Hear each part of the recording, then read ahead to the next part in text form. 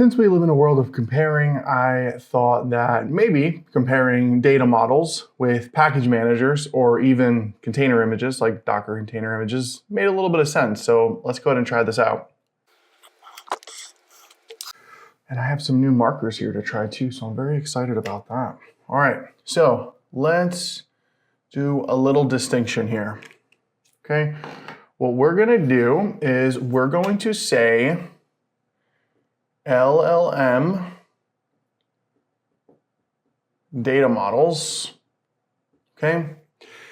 And then we're gonna say, make that line a little bit longer there, Docker images, okay? So what are we gonna talk about? We're gonna talk about how a model actually works in terms of getting the data, sending the data, using the data, all that fun stuff, okay? So let's break down the whole Docker image thing. How does this end up being a Docker image? Well, you have an app, okay, or an app stack. Then you have a Docker file, and you write that Docker file, and that Docker file contains, I'm gonna make this a little bit brighter actually. Let's see, there we go. I think that might be a little bit better. And that Docker file contains your application stack. And it also contains things like port, any commands that are needed to start the application stack, like maybe, you know, if it's a Go app, you got to do a go run main.go or something like that for the entry pointer for the command. Okay, so pretty much this Docker image here consists of an application, and then you create the container image based on the Docker file, okay? Now, when you think about it, well, we could even make another little line here. Okay. Packages are kind of the same thing. So maybe, you know, like Aptitude Package Manager or the Yum Package Manager from a Linux perspective. What this does is, let's say you have a MySQL application, okay? MySQL. Right?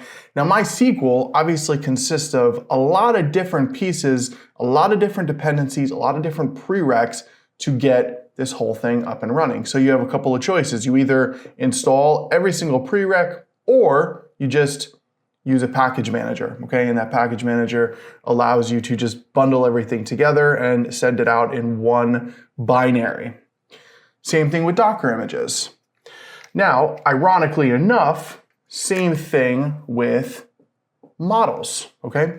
So let's say you go and you use something like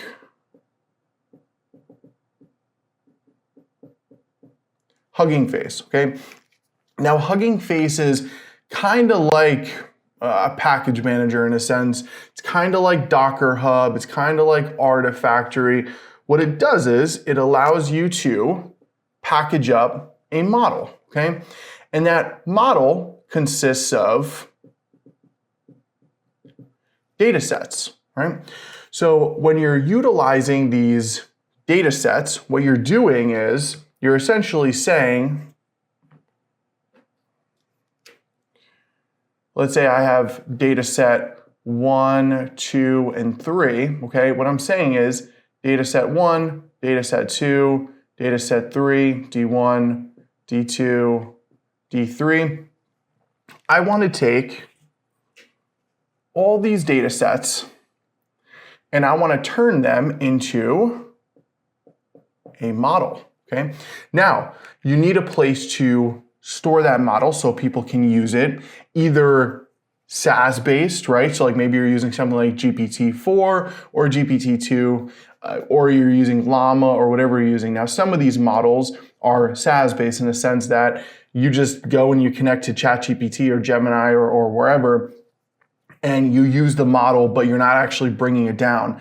And then you have models like Llama, where you can actually go and download that model, and then you can do things like fine tuning and such. So when you're thinking about data models, when you're thinking about LLMs from an engineering perspective, understand that it's really no different than how you package up a container image or how you package up MySQL or whatever other application stack. It's a set of dependencies, a set of data, and you package them up, you make them into one binary, and then you utilize that binary for whatever you need. Now, container images, a package, a model, could they be considered binaries? I don't know, I'm using binary in like a loose term right now. But the point is that it's all kind of done the same way behind the scenes.